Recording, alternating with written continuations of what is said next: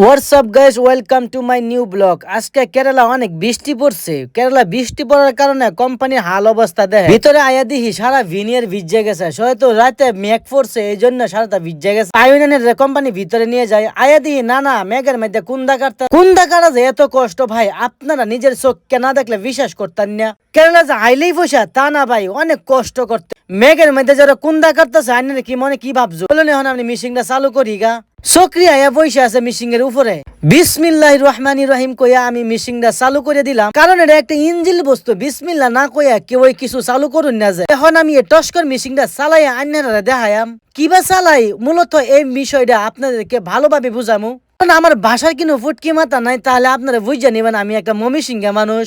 টস্কর চালাইতেছি, ভালো করে দেখবেন, চোখের নজরটা কিন্তু টস্করের মধ্যে রাখবেন, কারণ গাড়ি আর টস্কর সেম। গাড়ির ইঞ্জিলে চলে, কিন্তু টস্করটা কুন্দা লাগাইছে মামু, কুন্দা লাগাইছে। কুন্দা প্রথম কুন্দা হইলো লম্বা কুন্দা চালানো কিন্তু অনেক রিস্ক। যারা কুন্দা লাগায় তাদের শরীরের মধ্যে ভাঙ্গা সিটটা লাগতে পারে। যদি লাগিয়া যায় তাহলে ওরা নাক মুখ সমান হয়ে যাইব। দোষ হইব গিয়া আমার।